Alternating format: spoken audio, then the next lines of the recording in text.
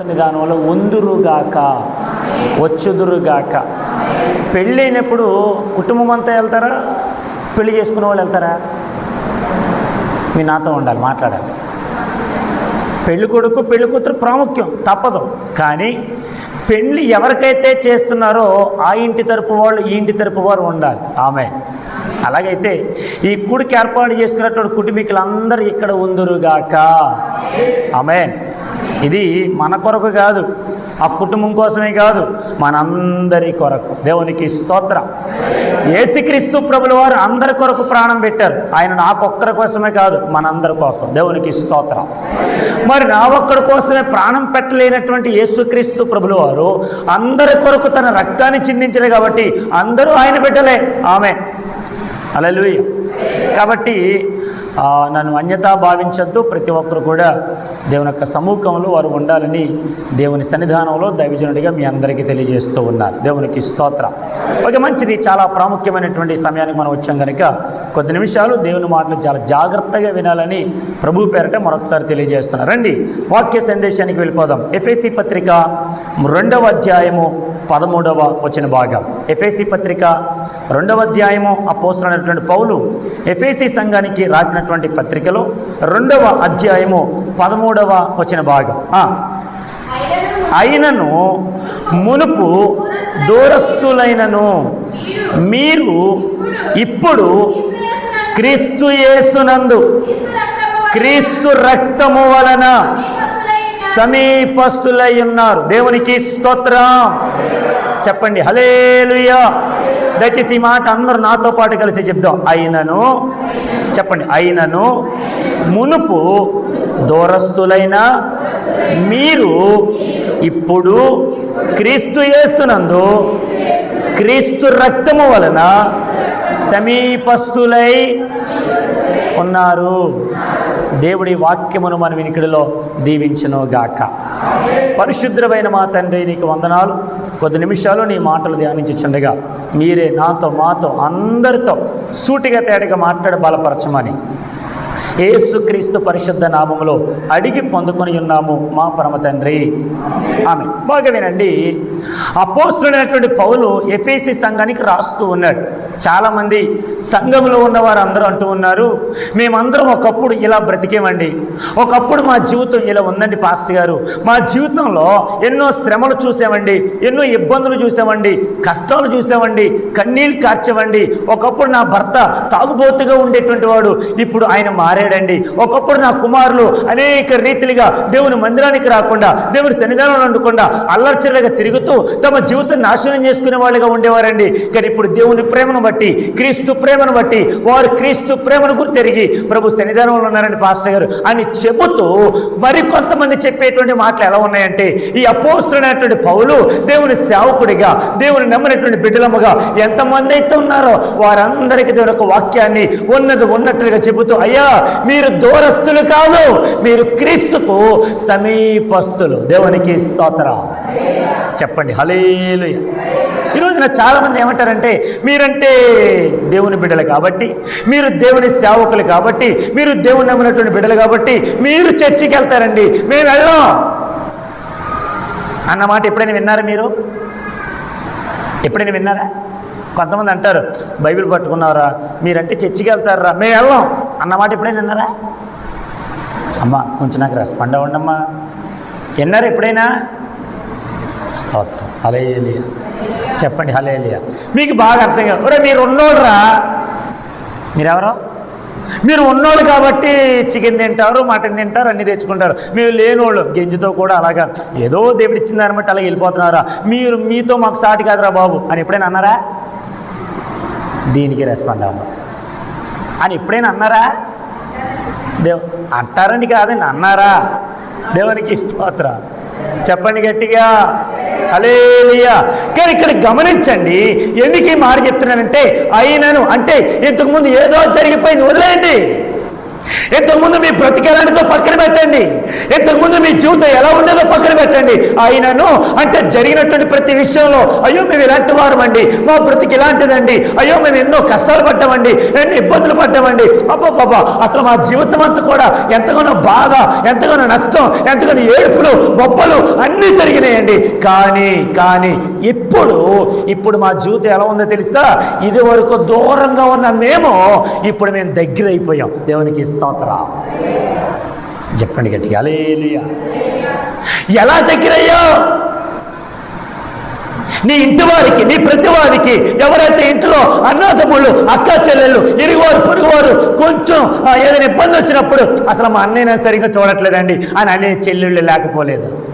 మా తమ్ముడండి ఎప్పుడు చూసినా నా మీద పడి ఎత్తాడని అని చెప్పే అన్నలు లేకపోలేదు. కొంతమంది తమ్ముళ్ళు అంటారు అసలు ప్రతిదీ మా అన్నయ్యకే కావాలండి అని చెప్పే తమ్ముళ్ళు లేకపోలేదు. అసలు నా భార్య ఉందండి ఎంత చెప్పినా వినదండి అని చెప్పే భర్తలు కూడా లేకపోలేదు. అయినను ఏదో పెళ్లి చేశారు కాబట్టి బ్రతుకుతున్నామండి, కలిసి జీవిస్తున్నామండి, ఏదో కడుపును పుట్టిన బిడ్డలు కాబట్టి చూడక తప్పదు కదండి, ఏదో చూడాలి, వాళ్ళు పెంచాలి, పోషించాలి, వాళ్ళు కొంచెం వయసుకి ఎదిగిన తర్వాత వాళ్ళకి పెళ్లి చేయాలి అని ఏ రీతిగా అయితే అనుకుంటారో ఇప్పటి వరకు మీరు బ్రతికినటువంటి జీవితం పక్కన పెట్టండి, ఇప్పుడైనా యేసు ప్రభు ప్రేమను గుర్తెరగండి అని ఎఫెసీ సంఘానికి అపోస్తుడైనటువంటి పౌలు ఒక దేవుని దాసుడిగా, దైవజనుడిగా క్రీస్తు ప్రేమ ఎంత రుచిగా ఉందో, క్రీస్తు ప్రేమ ఎంత గొప్పదో, ఆ క్రీస్తు ప్రేమ ఎలాంటిదో రుజువు చేస్తూ ఆయన తన ప్రేమను వెల్లడిపరుచుచున్నాడు దైవజనుడైనటువంటి అపోస్తుడైన పౌలు. దేవునికి స్తోత్రం. చెప్పండి హల్లెలూయా. మాట్లాడుతూ మాట్లాడినాడు, రే అసలు ఇది వరకు మీరు ఎలా బ్రతికారు పక్కన పెట్టండి. ఆయనను ఇప్పుడు మూడో మాట అన్నాడు, మునుపు దూరస్తులైన మీరు. మునుపు మీ జీవితం ఎలా ఉంది? దూరంగా బ్రతికారు, ఎడంగా బ్రతికారు, అలా అటువైపు ఇటువైపు ఇష్టానుసారంగా బ్రతికారు. కానీ ఇప్పుడు మీరు ఏమైపోయారు తెలుసా? మీరు ఎలా ఉన్నారో తెలుసా? క్రీస్తు యేసునందు క్రీస్తు రక్తము వలన సమీపస్తులై ఉన్నారు. దేవునికి స్తోత్రం. చెప్పండి హల్లెలూయా. అసలు ఇదివరకు అండి అసలు మా కుటుంబం అసలు ఎడమొఖం పెడమొఖంగా ఉండేదండి. కానీ ఎప్పుడైతే మా పిల్లలు పెద్దవాళ్ళు అయిన తర్వాత వారికి పెళ్లి చేసిన తర్వాత మా రెండు కుటుంబాలు ఒకటయ్యాయండి అంటారు. ఎప్పుడైనా విన్నారు ఇది? ఎప్పుడైనా విన్నారా? దేవునికి స్తోత్రం. ఇదివరకండి అసలు మా పిల్లలు చిన్నతనంలో ఎన్నో కష్టాలు పడ్డామండి. కానీ వాళ్ళు ఎదిగిన తర్వాత వారికి పెళ్లి చేసేటువంటి సమయం వచ్చిన తర్వాత ఇప్పుడు మా కుటుంబాలన్నీ, మా అన్నదమ్ములు ఒకటయ్యామండి, మా అక్క చెల్లెలు ఒకటయ్యామండి. అసలు నిజం చెప్పాలంటే అసలు ఒక అగ్గిరం వేస్తే ఇలా పొంగిపోయేటువంటి గొడవలు వచ్చేటువంటి స్థాయి నుండి ఇప్పుడు ప్రేమతో మేము నడుచుకుంటున్నామండి అని చెప్పేటువంటి మాటలు లేకపోలేదా? కానీ గమనించండి, ఒకప్పుడు నువ్వు ఒక పాపివి, ఒకప్పుడు నేను ఒక దుర్మార్గుణ్ణి, ఒకప్పుడు మన జీవితం అనేక రీతిలుగా ఉండేది. కానీ యేసు ప్రభు ఎవరో తెలుసుకున్న తర్వాత, యేసు ప్రభు రక్తము చేత ఆయన మనల్ని కడిగిన తర్వాత, యేసు ప్రభు రక్తము వలన శుద్ధీకరించబడిన తర్వాత, యేసు ప్రభు రక్తము వలన పరిశుద్ధపరచబడిన తర్వాత, యేసు ప్రభు రక్తము వలన మన పవిత్రపరచబడిన తర్వాత మన జీవితం మారిపోయింది. ఒకప్పుడు అందరూ కూడా రే అని పిలిచేటువంటి స్థాయి నుంచి అయ్యారు వందనాలండి, అమ్మగారు వందనాలండి, ఒరే అని పిలవకూడదురా, అయ్యగారు అని పిలవాలి, అంకులు గారు అని పిలవాలి, అన్నయ్య గారు. ఇదివరకు సుబ్బయ్య ఇరా అనేటువంటి స్థాయి నుంచి ఒరే సుబ్బయ్య గారు వచ్చారా లోపలికి రమ్మా అంటే మన స్థాయి ఏమైపోయింది? మన మీద డబ్బుని బట్టి చాలామంది వాళ్ళకు ఉండేటువంటి పలుకుబడిని బట్టి గౌరవ యాక్ట్ చేస్తారు. తప్పు. అందరూ సమానమే. దేవునికి స్తోత్రం. వాడు చిన్నవాడైనా పెద్దవాడైనా, వాడికి సంపద ఉన్నా లేకపోయినా, వాడు ధనికుడైనా దరిద్రుడైనా, వాడు పేదవాడైనా, ఒకవేళ డబ్బున్నవాడు అయినా, వాడు ఎటువంటి వాడైనా యేసు క్రీస్తు రక్తంలో అందరూ కడగబడాల్సిందే. అందరూ కూడా యేసు ప్రభువును అంగీకరించాల్సిందే. కారణం ఏంటంటే నువ్వు చేసినటువంటి పొరపాట్లు అనేకమైనవి ఉన్నప్పటికైనాను ఆ పొరపాట్లు నువ్వు ఎలా చెరుపుకుంటున్నావు అంటే నీ దగ్గర డబ్బు ఉంది కాబట్టి ఆ డబ్బును బట్టి నువ్వు చేసిన పొరపాట్లు, అపరాధములు, పాపములు, దోషములు ఏదైతే ఉన్నావో వీటన్నిటిని కూడా డబ్బును బట్టి కడిగేసుకుంటారు. ఇదివరకు యూదుల మతాచార ప్రకారంగా ఆలోచన చేస్తే ఎవరైతే యూదులు పాపం చేశారో కలిగి ఉన్నటువంటి వాళ్ళందరూ ఏం చేసేవారంటే వారికి ఉండేటువంటి మేకనో లేదంటే గొర్రెనో వాళ్ళు కలిగి ఉన్న దాన్ని బట్టి తీసుకొచ్చి వధించి, అయ్యా ఇదిగో పాప శుద్ధీకరణ ఆచార ప్రకారముగా నేను చేసినటువంటి పాపం బట్టి ఒక కోడిని బలిస్తున్నాను, ఒక మేకను బలిస్తున్నాను, లేదంటే ఒక గొర్రెని బలిస్తున్నాను అని చెప్పి పాపాన్ని కడిగేసుకోవడానికి ఇంతకు ముందు కాలంలో వాళ్ళు అటువంటి శుద్ధీకరణ చేసేవాళ్ళు. దేవునికి స్తోత్రం చెప్పండి గట్టిగా హల్లెలూయా. అప్పుడు చేశారు, ఇప్పుడు చేస్తున్నారు. అప్పుడు చేశారు, ఇప్పుడు చేస్తున్నారు. ఏం చేస్తున్నారు? కోళ్ళని బలిస్తే పాపం పోతుందా? మేకల్ని బలిస్తే పాపం పోతుందా?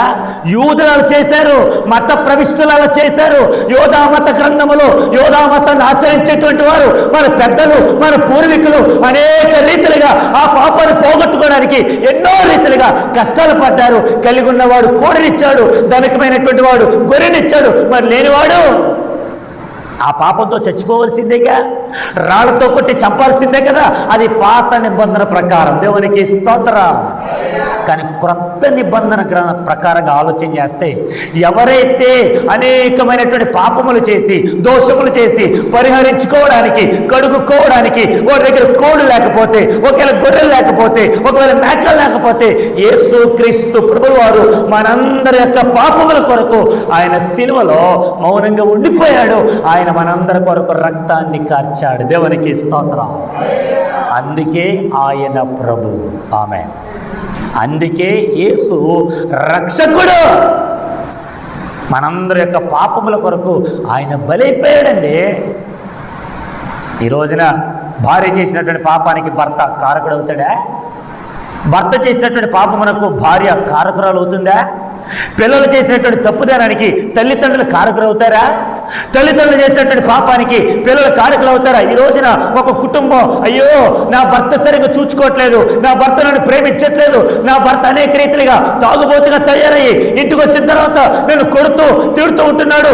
కడుపున పుట్టినటువంటి ఆ కుమార్తె, ఆ కుమారుడు ఎవరైతే ఉన్నారో, అయ్యో ఒకవేళ నేను చచ్చిపోతే వీళ్ళు అనాథులుగా మిగులుతారు, నా భర్త పట్టించుకోడని ఆ తల్లి ఆ కుమార్తెను ఆ కుమారుడిని చంపేసి ఆ తర్వాత తాను కూడా ఆత్మహత్య చేసుకుని చచ్చిపోయింది.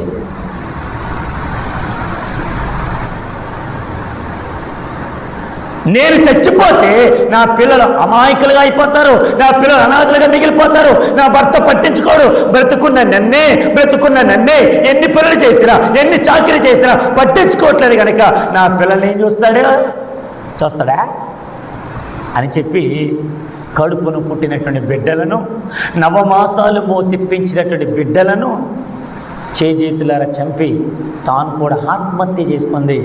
ఆ న్యూస్ చాలా వైరల్ అవుతుంది. దేవునికి స్తోత్రం. ఎందుకంటున్నానంటే ఈ రోజు నువ్వు చేసినటువంటి పాపమును బట్టి నీకు మరణశిక్షణ రావాలి. నువ్వు చేసినటువంటి దోషం బట్టి నువ్వు అనేకమైనటువంటి యావజ్జీవ కారాగార శిక్షలో ఉండాలి. అయినను ఈరోజు నువ్వు స్వతంత్రుడిగా ఉన్నవాడి గల కారణం తెలుసా? నజరేయుడైనటువంటి యేసుక్రీస్తు ప్రభుల వారు మనందరి కొరకు ప్రాణత్యాగం చేశాడు. దేవునికి స్తోత్రం. ఒకప్పుడు మనం బ్రతికి ఎలాంటిదో గుర్తు చేసుకోండి. ఒకప్పుడు మన పేరు ఎత్తిదే, ఒరే ఆడి గురించి చెప్పకరా బాబు, ఒరే ఆమె గురించి మాట్లాడతారా బాబు, అసలు ఆడి గురించి అది ఊసేత్తరా బాబు, అసలు అటువంటి బ్రతుకు అసలు ఎక్కడా ఉండదురా అనేటువంటి స్థాయి నుంచి ఈరోజు ఒరే వాళ్ళు చిచ్చికెళ్తారా? యేసు ప్రభు నమ్ముకున్నారా? యేసు ప్రభు నమ్ముకుంటే ఆయన పాపము నుంచి విడుదలిస్తాడంటరా, దోషం నుంచి విడుదలిస్తాడంటరా, ఆయన పరిహారం చేస్తాడంటరా, మనందరిని పరిశుద్ధపరుస్తాడంటరా, ఆయన గొప్ప దేవుడు అంటరా అని తెలుసుకున్న మనల్ని బట్టి ఇప్పుడు వాళ్ళు కూడా తెలుసుకుందరుగాక. అమ్మా గట్టిగా రెండు చేతులు పైకెత్తి హల్లెలూయా చెప్పండి. హల్లెలూయా. ఒకప్పుడు దూరంగా బ్రతికాం.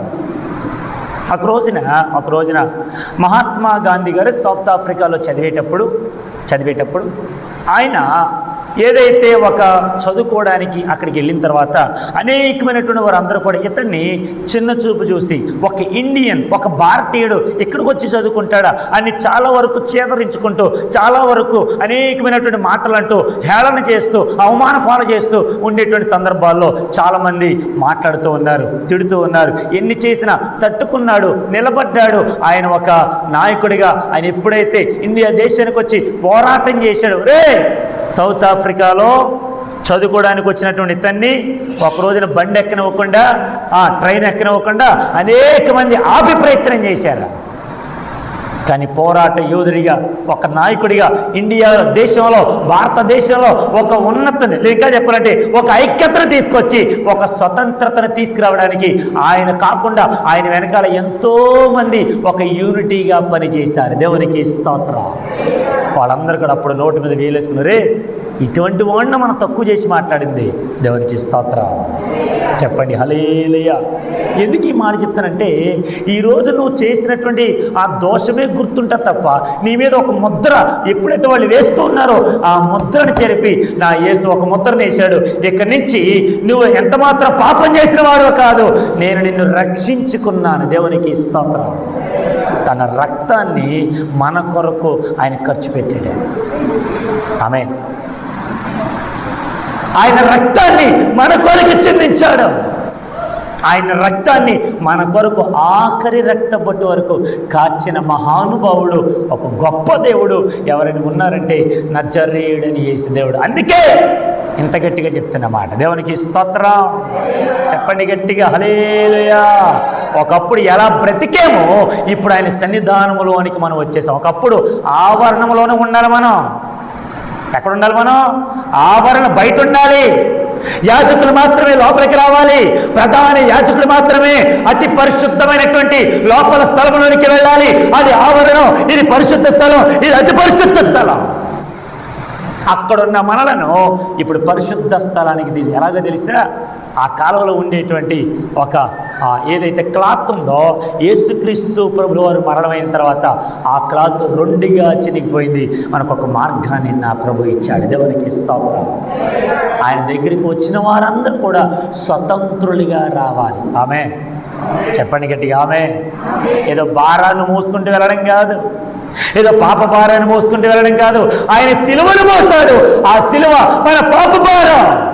కాబట్టి ప్రియా దేవుని బిడ్డలారా, ఒకప్పుడు దూరంగా ఉన్న మనలను ఆయన సమీపస్తులుగా చేశాడు. ఆమె.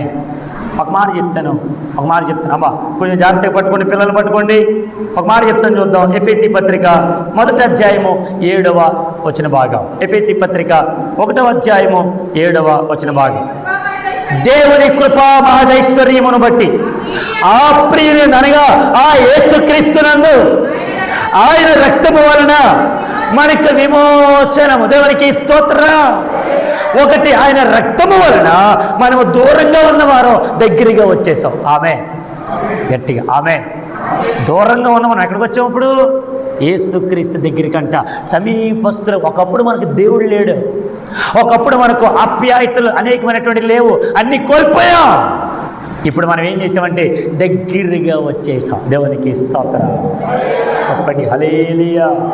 ఇంకెప్పుడు మనం దూరంగా ఉండకూడదు. ఒక మాట చెప్పిన, ఒక యజమానుడి దగ్గర నమ్మకంగా పనిచేసేటువంటి దాసుడు నమ్మకమైనటువంటి వాడిగా ఉంటున్నప్పుడు ఆ యజమానుడు ఎక్కడికి వెళ్ళినా ఒక పని అప్పగించినప్పుడు ఈ పనుడు నమ్మకత్వాన్ని కోల్పోకుండా ఆ నమ్మకత్వం నిలబెట్టుకోవడానికి ఈ దాసుడు ఎంతైతే కష్టపడతాడో రేపొద్దున ఇంకొక పని మీద నమ్మకాన్ని నిలబెట్టగలడు. దేవునికి స్తోత్రం. ఇంకొక పని ఇవ్వగలడు. ఆమె. ఒకదాని మీదే నువ్వు నమ్మకాన్ని కోల్పోయావంటే ఇంకో దాని మీద నీకు నమ్మకత్వం ఉంటుందా? కాపాడుకోగలవా? ఉంచుకోగలవా? దేవునికి స్తోత్రం. ఒకటి, దూరంగా ఉన్న మనలను దగ్గరగా చేసింది ఎవరో తెలుసా? యేసుక్రీస్తు రక్తము వలన. దేవునికి స్తోత్రం. అనగా ఆయన సిలువలో మన కొరకు చేసిన త్యాగం వలన. రెండు గంటలు చెప్పిన ఇక్కడ మాట్లాడుతూ ఉన్నాడు. దేవుని కృపదైశ్వర్యమును బట్టి, కృప ప్లస్ ఐశ్వర్యం, అది ఐశ్వర్యం, మహాదైశ్వర్యం. ఈ లోకంలో ఎవ్వరూ ఇవ్వలేనటువంటి ఒక గొప్ప సంపద మనందరికీ యేసు ప్రభు ఇచ్చాడు. దేవునికి స్తోత్రం. హల్లెలూయా, హల్లెలూయా. ఈ రోజున మనందరం కొంచెం పేదవారిగా ఉండొచ్చేమో, కానీ గుండెల మీద చేసుకుని హ్యాపీగా పడుకుంటాం. ఆమె. ఆమె ఎందుకు పడుకుంటాం? మనకు ఒక రక్షకుడు ఉన్నాడు. నన్ను రక్షించిన నా యేసు నాకు తోడుగా ఉంటాడు. నా ఇంటి చుట్టూ కంచె వేస్తాడు. నేను ఆయన పని చేస్తున్నాను, ఆయనకు నమ్మకంగా బ్రతుకుతాను. నా ప్రభువు నా కొరకు చేసినటువంటి త్యాగం అనేక మందికి తెలియజేస్తాను. So there is the reason my Christ is my saviour. నా క్రీస్తు నా రక్షకుడు. ఆమేన్. నా క్రీస్తు నా రక్షకుడు. కాబట్టి ఇప్పుడు మనం ఏం చేయాలి? ఆయన తన మహదైశ్వర్యమును బట్టి, కృపదైశ్వర్యమును బట్టి ఇప్పుడు ఏమన్నాడంటే, ఇదిగో ఆ ప్రియుని యందు ఆయన రక్తము వలన మనకు విమోచనము. ఏమిస్తున్నాడంట? అమ్మ వినాలి. ఏమిస్తున్నాడు ఆయన? విమోచనం. విమోచనం అంటే విడుదల. ఆమేన్. ఏదో తెలియక చేసినటువంటి పొరపాటును బట్టి మాట చెప్తాను, గుర్తుపెట్టుకోండి. మనం ఏ తప్పు చేయకుండా మన మీద ఎవరైనా నేరారోపణ చేశారనుకోండి, ఒప్పుకుంటారా? కొంచెం నోరు తెరిచి గట్టిగా చెప్తాం, ఒప్పుకుంటారా? ఎందుకు ఒప్పుకోరు? Very good. నేను చేయలేదు. నేను చేయకుండా నా మీద నిందపడినప్పుడు నేను ఒప్పుకోను. ఆమేన్. ఇంకో మాట అడిగితే చెప్పండి, యేసు ప్రభుల వారు ఏమైనా తప్పు చేశారా? మరి ఆయన కొట్టారు, తట్టుకున్నాడా? ఆయన పిడుగుద్దులు గుద్దారు, తట్టుకున్నాడా? ముండ్ల కిరీటం పెట్టారు యేసుక్రీస్తు ప్రభుల వారికి, తట్టుకున్నారా? ఆయన మీద సిలువ మోపారు, భారాన్ని మోపారు, తట్టుకున్నాడా? 3 మ్రేకుల మీద ఆయన వేలాడదీశారు, తట్టుకున్నాడా? చెప్పండి అమ్మా, తట్టుకున్నారా? ఆకాశానికి భూమికి మధ్యన వేలాడదీశారు, తట్టుకున్నారా? ఎందుకు? ఆయన ఏ పాపం చేయలేదే. ఏ పాపమెరుగని యో పావనామూర్తి పాప విమోచకుండా నా పాలి దైవమా నా పాపముల కొరకి పాట్లు నొందినా నా పాపముల కొరకి నా పాపముల కొరకు నువ్వు నిన్ను భరించావా? నువ్వు రక్తాన్ని కార్చావా? నీలాంటి ప్రేమ ఎవరికి లేదయ్యా. అందుకే నువ్వంటే నాకు ఇష్టం. ఆమె చెప్పండి గట్టిగా. ఆమె భార్యని పల్లెత్తి మాట ఎవరో ఏదో అన్నారు. భర్త ఏం చేస్తారు? అలా చూస్తారా? భలే అన్నావాలి మా యావండి. ఇంకో మాట అంటవా? ఏమంటావు? కొంచెం మాట్లాడండి సార్. ఏమంటావు? కోపం రాదా? ఉద్రేకం రాదా? మా ఎవడంటావా? ఏం తప్పు చేసింది? ఇంకా అడగం డైరెక్ట్గా వెళ్ళిపోయి అప్పుడు మాట్లాడతాం. దేవునికి స్తోత్రం. కానీ ఇక్కడ గమనించండి, యేసుక్రీస్తు ప్రభుల వారు దేవుడు అంటే ఎలా ఉంటారంటే, ఏ తప్పు లేకపోయినా మన తప్పులన్నీ ఆయన మీద వేసుకున్నాడు. చూసారా? ఆయన దేవుడు. ఏ పాపము చేయకపోయినా మన పాపములు మోసాడు. చూసారా? ఆయన దేవుడు. మనం ఏమి చేయకపోయినా మన కొరకు నిందలు మోసాడు. చూడు, ఆయన దేవుడు. మన కొరకు కలవరిగిరిలో తండ్రి వీరు ఏమి చేయుచున్నారో వీరికి క్షమించమని చెప్పుడు. చూసారా? ఆయన దేవుడు. ఆమె మనం బందీ అయిపోయామండి. యేసుక్రీస్తు ప్రభుల వారిని పట్టుకున్న తర్వాత అందరూ పిలాతు అడుగుతున్నాం, రే నేను మాట మిమ్మల్ని అడుగుతాను, చెప్పండి రా జనాలారా. ఏం చెప్పాలి అయ్యారు అంటే, ఆయన అన్నాడు, రే ఈ పండగ రోజున ఒక దొంగను విడుదల చేయి ఆనవాయితీ కదా, మీకు యేసు కావాలా బరబ్బ కావాలా? యేసు కావాలా బరబ్బ కావాలా? బరబ్బ ఒక బందిపోటు, అనేక మందిని చిత్రహింస పెట్టాడు, అనేక మందిని దోచుకున్నాడు, అనేక మందిని ప్రాణహత్య చేశాడు. ఎన్నో రీతిలుగా అనేకమైనటువంటి పరిస్థితులు గుండా వారు తీసుకుంటూ వెళ్ళిపోయాడు. ఇప్పుడు ఆయన కావాలా యేసు కావాలని అడిగితే వీళ్ళందరూ ఏం చెప్పారో తెలుసా? మీరు చెప్పాలి. ఇది కూడా చెప్పండి అమ్మా. ఎవరు కావాలి? గట్టిగా ఇంకో మాట అడుగుతా. ఆదివారం ఆరాధన చర్చి కావాలా పెళ్ళి కావాలా? మాట్లాగిపోయింది. ఆదివారం పెళ్ళి వచ్చింది, ఫంక్షన్ వచ్చింది, సౌతబంది ఫంక్షను, ఎంగేజ్మెంట్ ఫంక్షను. ఆదివారమే వచ్చింది పెళ్ళి. ఆదివారం చర్చి కావాలా?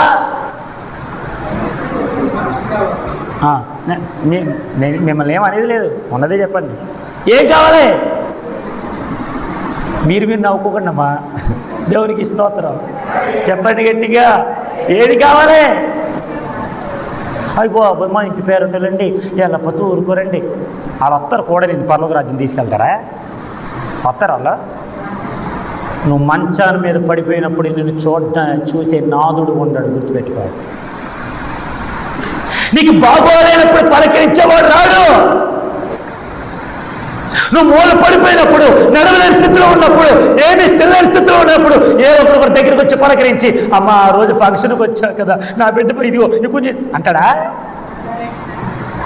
నావాడు అన్నావే, వస్తాడా? యేసు ప్రభు వచ్చాడు. యేసు ప్రభులు వారు వచ్చారండి మన కొరకు.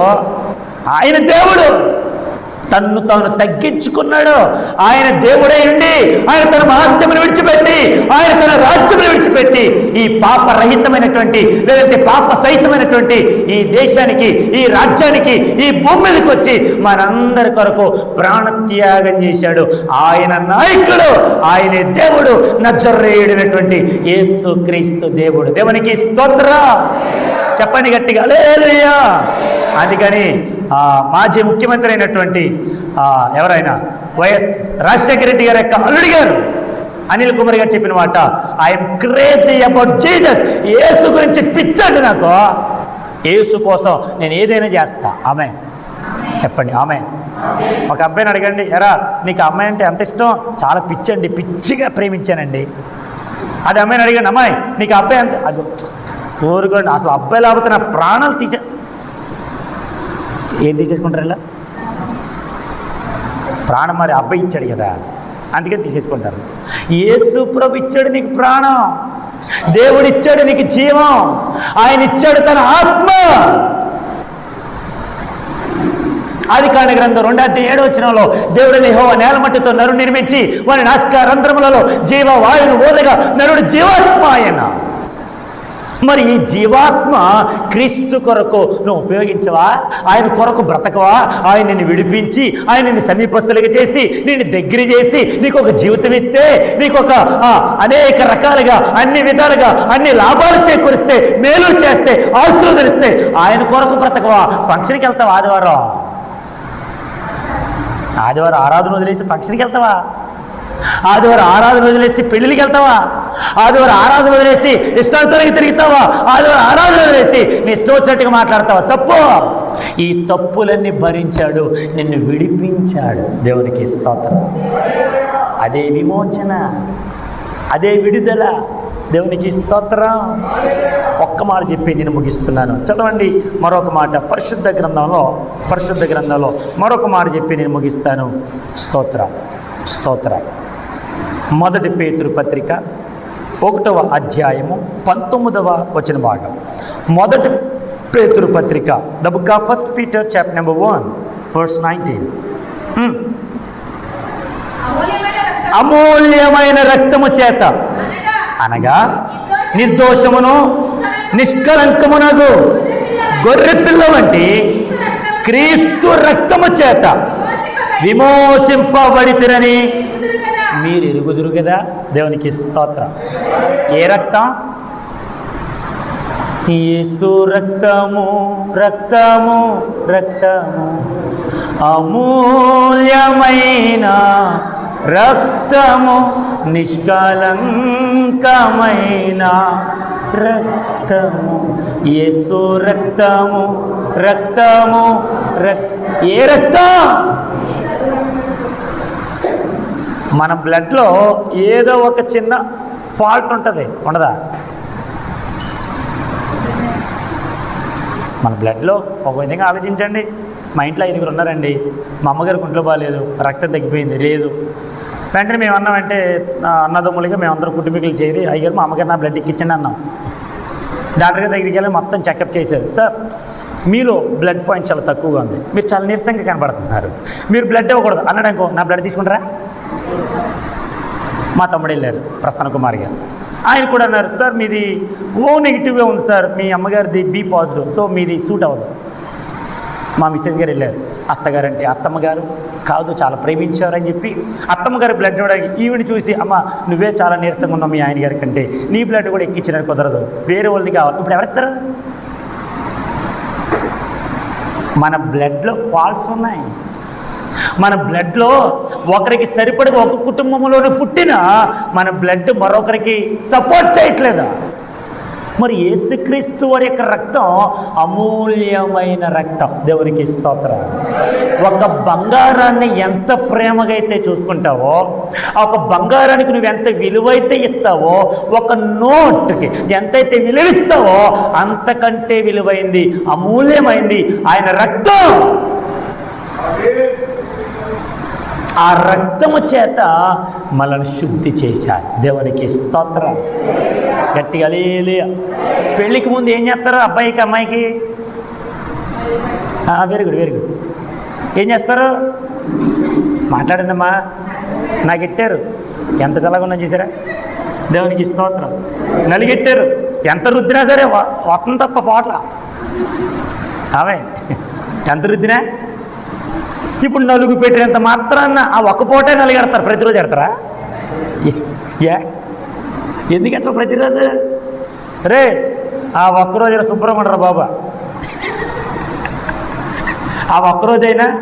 ఎందుకు చెప్తానంటే, ఒక పెళ్లి చేసుకునేటప్పుడు నీ నీట్నెస్ కనబడాలి అక్కడ అమ్మాయికి.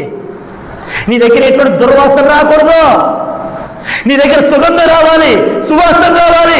యేసుక్రీస్తు ప్రభు దగ్గర సువాసన రావడం కోసం నీ పాప మరణము, నీ పాపము, ఆ కంపు, ఆ దుర్గంధం ఏదైతే వాసన వస్తుందో దాన్ని శుద్ధి చేయడానికి ఈ లోక నదులన్నీ ఎంత మునిగినా ఆ మురికి పోవట్ల యేసు ప్రభువే రక్తాన్ని కార్చి మనంతటి మీద ఉండేటువంటి పాపమును, ఆ కంపును తొలగించాడు. దేవునికి స్తోత్రం.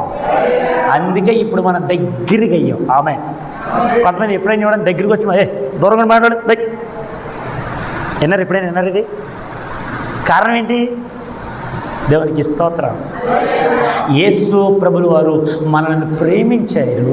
ఆ ప్రేమకు ప్రతిరూపంగా తన రక్తాన్ని చిందించి మనందరి కొరకు ఆయన మన పాపములన్నింటినీ కడిగివేశారు. ఆమేన్. తప్పిపోయిన కుమారుడు కంపు కొడుతున్నాడు. ఆ పందుల దగ్గర, ఆ పందులు తినేటువంటి పొట్టు తింటూ ఆకలికి తట్టుకోలేక ఆ పొట్టు తినడానికి వెళ్ళిపోతే పందులని కూడా గెంటేసిరేట. అప్పుడు ఆలోచిస్తున్నాడు, మా నాన్నగారి ఇంటి దగ్గర, మా నాన్నగారి ఇంటి, మా తండ్రి ఇంటి దగ్గర అనేక మందికి రోజుకి చక్కగా భోజనం చేస్తున్నారే, ఆయన కొడుకునేటువంటి నేను తిండికి ఈ దౌర్భాగ్య స్థితి ఏంటి నాకు? మా నాన్నగారి దగ్గరికి వెళ్ళి కుమారుడనని అనిపించుకున్నట్టు కంటే దాసులను ఒక్కరిగా నన్ను ఎంచుకుంటే బాగుండు కదా అని అనుకున్నాడంటే అంతే. ఇల్లు ఇదే ఇల్లు. ఆ బయట ఎక్కడ ఉన్నాడు? కొడుకు వచ్చాడు. తండ్రి బాగా విన్నాడు. తండ్రి ఆ చైర్లో కూర్చొని ఎదురు చూస్తూ ఉన్నాడు, కొడుకు ఎప్పుడు వస్తాడని. ఎప్పుడైతే దూరంగా ఉన్న కొడుకును చూడగానే తండ్రి పరిగెత్తుకుంటూ వెళ్ళి ఆ కొడుకుని కౌగిలించుకున్నాడు. కంపొచ్చినా, ఎంత వాసన కొడుతున్నా, ఎంతగా నాశనం అయిపోయినా కొడుకుని చూడగానే ప్రాణం లేచి వచ్చింది తండ్రికి. పరిగెత్తుకుంటూ వెళ్ళిపోయాడు. ఒకవేళ నేను అక్కడికి వెళ్ళకపోతే ఆ కొడుకు ఇంక మరి నాకు దరికి చేరలేడని చెప్పి తండ్రే పరిగెత్తుకుంటూ వెళ్ళి కౌగులించుకునేసరికి అప్పటికి కొడుకని ఉండొచ్చు, నాన్న కంపు కొడుతున్నా అన్న, నన్ను వదిలేనాన్న అని అనుండొచ్చు. మెడ మీద ముద్దు పెట్టుకొని లోపలికి తీసుకొచ్చి శుభ్రంగా స్నానం చేయించి, రే కొత్త బట్టలు తీసుకురండి రా, ఒరే ఉంగరం తీసుకురండి, ఒరే జోడు తీసుకురండి రా, ఒరే నా కొడుకు వచ్చాడు నిన్ను చేయించాడు రా. ఆమె చెప్పండి గట్టిగా ఆమె. ఎందుకు చెప్తున్నాను తెలుసా? కంపుగా బ్రతుకుతున్న మన బ్రతుకులను శుద్ధి చేసిన యేసు ప్రభు దగ్గరికి రండి. పెళ్ళిళ్ళకి పేరాడీలు వెళ్ళిన తర్వాత కంపే. యేసు ప్రభునికి సువాసన ఇచ్చాడు, యేసు ప్రభునికి విలువిచ్చాడు. యేసు ప్రభు సన్నిధి తప్పించుకొని అనేక రీతిలుగా తిరుగుతున్న నిన్ను మరలా పిలుస్తున్నాడు, రా వస్తావా? వస్తే నీ బ్రతుకు మారుతుంది. లేదు నా ఇష్టం అండి, నేను మా అమ్మ నాన్నగారి మాట వినండి, మీ మాట ఎందుకంటే పాస్టర్ మానే. దేవునికి స్తోత్రం. చెప్పండి హల్లెలూయా. యేసు ప్రభు అందరికీ దేవుడు నిన్ను పిలుస్తున్నాడు, రా. ఆయన నిన్ను ప్రేమిస్తున్నాడు. నిన్ను ఎంతగానో ఆహ్వానిస్తూ ఉన్నాడు. నీ పాపములు తీసివేయగల శక్తి యేసు ప్రభుకు తప్ప ఇంకెవ్వరికి లేనే. నువ్వు కొన్ని కోట్ల రూపాయలు నీ పాపం పోతుందా? వేలాది నదులంత విస్తార తైలము నీకిచ్చిన చాలునా, గర్భఫలమైన నా జ్యేష్ఠ పుత్రుని నీకిచ్చిన చాలునా, వేలాది దూడలనా ఏడాది పుట్టే నీవు చేసిన ఉపకారములకు నేనేమి. దేవునికి స్తోత్రం. చెల్లించగలవా? ఇవ్వగలవా? సాయంత్రం పడుకున్నాను, ఉదయాన్నే లేకపోతే ఏమంటారు నిన్న? చెప్పండి. సాయంత్రం పడుకున్న మనం ఉదయం లేకపోతే ఏమంటారండి? అయ్యో బాబు మంచోడండి, అయ్యో ఇప్పటివరకు బాగానే ఉన్నాడండి, ఇప్పుడే అలే. మరి ప్రతిరోజు పండుకుని నిద్రలేస్తున్నావే, చక్కగా ఆరోగ్యాన్ని పొందుకుంటున్నావే, నీ పని చేసుకోవడానికి పరుగులెడుతున్నావే, ఆ పొలం పనికి వెళ్ళిపోతూ ఉన్నావే, నీకు ఇష్టం వచ్చిన పని చేసుకుంటున్నావే, ఆదివారం శుక్రవారం ఆరాధనలు కూడా రాలేని స్థితిలో ఉన్నావంటే మరి నీకు బలం ఎందుకు? నీకు శక్తి ఎందుకు? నీకు ఆరోగ్యం ఎందుకు? నీ పని చేసుకోవడానికా? దేవునికి స్తోత్రం. చెప్పండి అమ్మా. హల్లెలూయా. రుచికరమైన భోజ్యం. నిజం చెప్పాలంటే మన సంఘ పెద్ద గారు ఎంత రుచికరంగా వండుతారో, ఆయన ఇంటికి వెళ్ళిన తర్వాత సమృద్ధిగా మీరు ఎవరైనా అడగండి, సమృద్ధి ఆమె. చెప్పండి, ఈ మాట చెప్పండి. ఆమెని కాదమ్మా, సమృద్ధి. సిగ్గుపడతారేంటండి? సమృద్ధి అనండి, సమృద్ధి. మీకు ఎప్పుడైనా ఆకలి వేసినప్పుడు ఆయన ఇంటికి వెళ్ళండి చాలు, సమృద్ధి. ఆమె ఆమె. నిన్న మోషే గారు మాట మా భోజనం పెట్టినప్పుడు, అయ్యారు అమ్మగారిని ఒక్కసారి కూడా మా ఇంటికి తీసుకురాలేదని భోజనానికి, ఈసారి తీసుకురండి. ఎవరంటారండి మాట? ఎవరనగలరు? దేవునికి స్తోత్రం. అయ్యారు మేము లేనప్పుడు వచ్చారండి అమ్మగారు, ఈసారి మేము ఉంటాం, అమ్మగారిని తీసుకురండి. అమ్మగారండి, ఈ అమ్మగారికి కాదు, ఆ అమ్మగారు. దేవునికి స్తోత్రం. గట్టిగా హల్లెలూయా. నేను ఎందుకు చెప్తానంటే ఈయన సమృద్ధిగా భోజనం పెడతారు, అన్నీ ఉంటాయి, మీకు ఏది కావాలన్నీ. ఆమె చెప్పండి హల్లెలూయా. ఇప్పుడు అదే సమృద్ధితో దేవుని వాక్యంతో మనకు సంఘ పెద్దగా నింపబడును గాక. ఆమె చెప్పండి హల్లెలూయా. భోజనం ఒకటే మనకు పరలోక రాజ్యం చేర్చదా? అలాగైతే ఆయన ముందు లైన్లో ఆయన ఉంటాడు పరలోక రాజ్యంలో. బాబు శ్యాంప్రసాద్ గారు రండి సార్, నన్ను పిలిచారా సార్? నువ్వే కావాలి, ఎంతమందికి ఆహారం పెట్టి నీ దగ్గర. అయ్యారు అది కాదు, మా అయ్యగారు బయట, ఆయన వద్దు నాకు, నువ్వు రా. అలాగైతే ఆయన వెనకాల నేను వెళ్ళిపోవాలి. ఆమె చెప్పండి హల్లెలూయా. ఎందుకు చెప్తున్నారంటే యేసుక్రీస్తు ప్రభువు వారు మన కొరకు రక్తాన్ని చిందించాడు. తెలుసుకో. ఒకటి, దూరంగా ఉన్న మనలను సమీపంగా చేశాడు. 2, మనల్ని విడిపించాడు. 3, అమూల్యంగా మనలను మార్చాడు. దేవునికి స్తోత్రం. మనం ఎంత విలువ తెలుసండి? మనం ఎంత విలువ తెలుసా? నీ భర్త దగ్గర నీకు విలువ లేకపోవచ్చు. ఓ స్త్రీలారా, నీ భర్త దగ్గర నీకు విలువ లేకపోవచ్చు. పురుషులైన మామూలుగా చెప్తున్నా, నీ భార్య దగ్గర విలువ లేకపోవచ్చు. నీ భార్య నేను పూలలా తీసిపడేయచ్చు.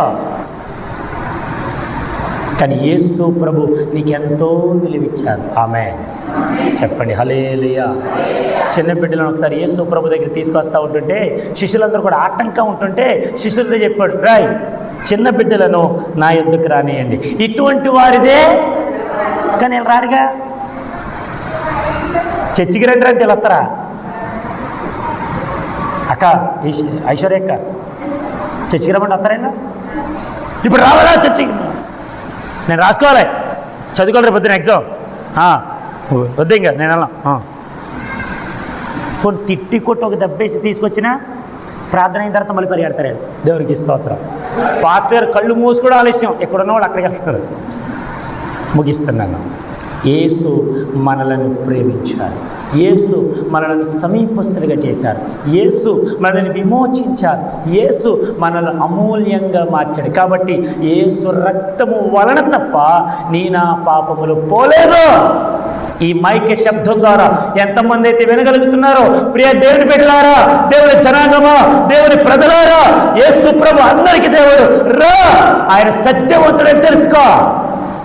నీ పాపమునకు విడుదల ఆయన దగ్గరే. దేవునికి స్తోత్రం, హల్లెలూయా.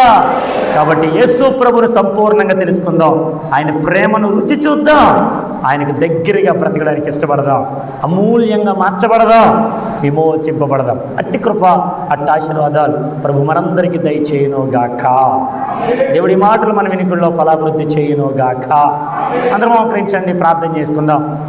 రేపటి దినమున మన ప్రియులు యోసేపు గారి యొక్క ప్రార్థనా కూడిక మన సంఘంలో జరుగుతుంది కనుక మీరందరినీ ప్రేమతో ఆహ్వానిస్తూ ఉన్నారు. అందరూ తప్పక ఆ ప్రార్థన కూడికలో పాల్పొందులు పొందాలని ప్రభు పేరట మనం చేస్తున్నాం. అందరు కళ్ళు మూసుకుందాం, ప్రార్థన చేసుకుందాం. అందరు కళ్ళు మూసుకుందాం, ప్రార్థన చేసుకుందాం. ప్రార్థన.